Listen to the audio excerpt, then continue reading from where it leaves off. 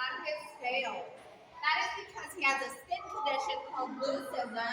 It's kind of like albinism in humans, except he has coloring in his eyes. We also have these black-tipped reef sharks.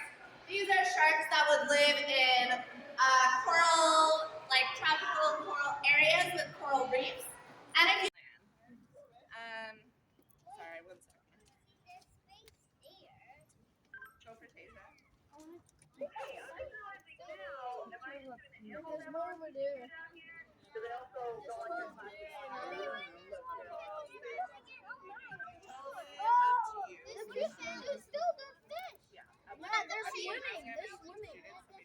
You see those?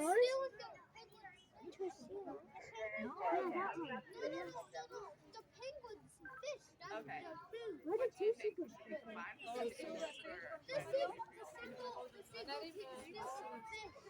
Making time tomorrow. See, like something very far, and you can see them. Yeah, we use a microscope to see something and zoom it in. So microscopic means really, really small. We can only see with a microscope. So they also have microscopic eyes on the bottom of their shell, on the outside, and also on the end of their tail. But those eyes are a little different from our eyes. So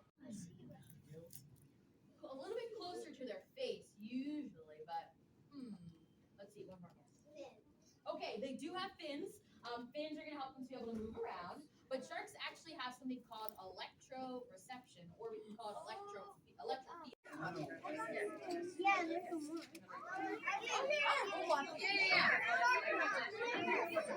okay. All right, friends, go ahead and clean up your. All right, so that right there is a shark egg. Ooh, let me come check, buddy. Give me 1 second. That's a shark egg from a chain cat shark. Yep. Oh, yeah. All right, let's take a look. All right. Yes, this one's good. So my friends here, let's take a look at this. So this arrow right here, so these just want to change around a little bit. So let's check. So this right here is a And one of you do the drive, and then you do switch, okay? So you are going to start with the word, and then you switch to these out on the.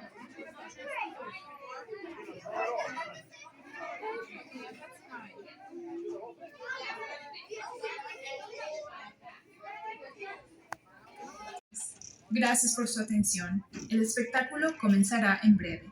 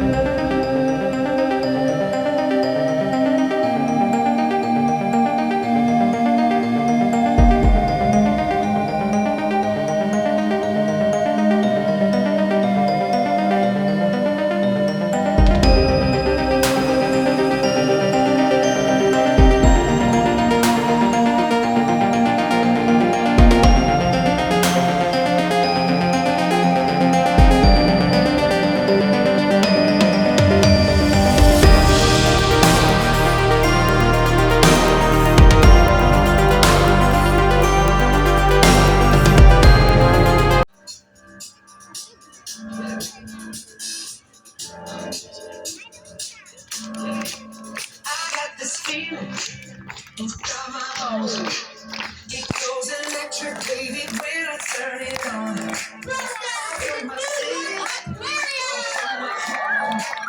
We're flying up no ceiling when we in the zone.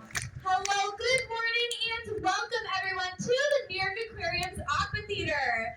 My name is Catherine. I'm one of the trainers here at the Aqua Theater, and today I am so excited to introduce to all of you some of our animal ambassadors. Now, being an animal ambassador means that the animals you see here today represent their species out in the wild. They help to educate all of us every single day on these incredible animals. So please join me in giving a nice warm welcome. Join with our animal trainer, Sarah. We have California Sea Lion Erie.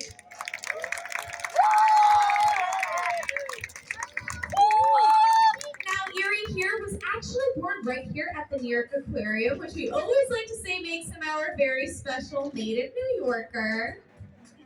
Although sea lions, just like Erie, are California sea lions, which means they can be found all along our west coast. These animals can be found as far north as Canada and as far south as Mexico. Now, one of the ways in which sea lions are able to survive in both really cold and really warm temperatures is through an adaptation they have. So sea lions have a layer of blubber underneath their skin, and this helps to keep them warm in the winter, and they start to lose out, which is a ton of fish. In the wild, one of the ways in which sea lions are able to eat so much fish every single day is because they have another adaptation that helps them to eat fish very fast.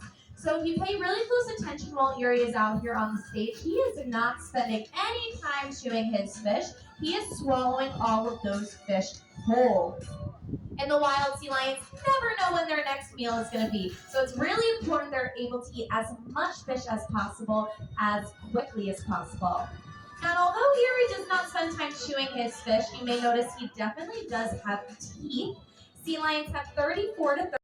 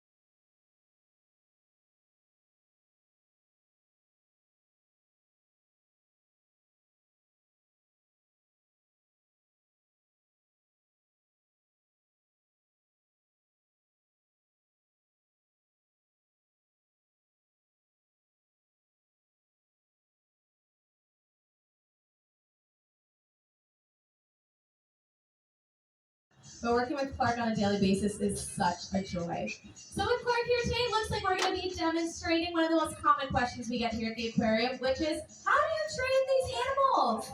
Simply put, we use positive reinforcement training.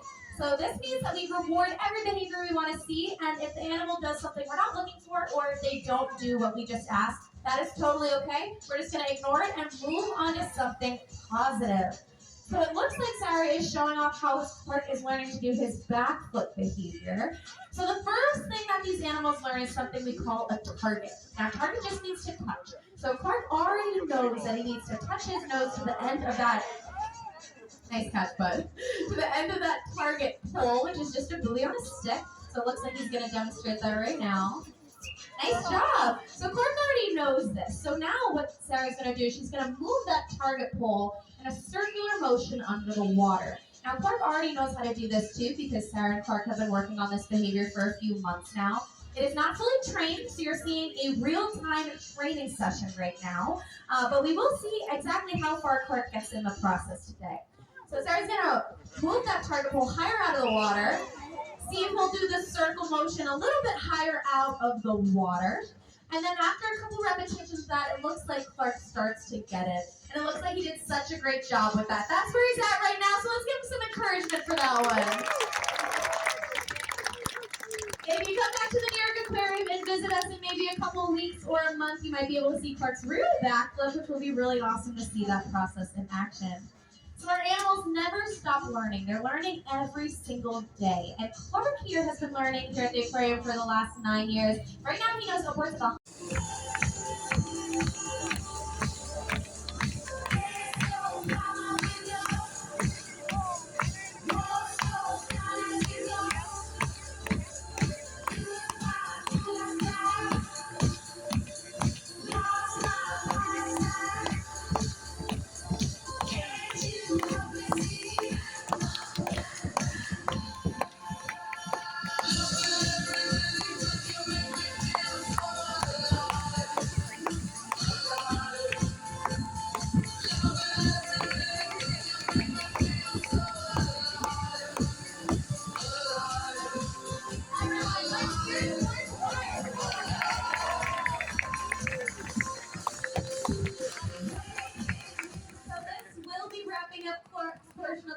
presentation. So let's give him one last round of applause before he heads out of the aqua theater.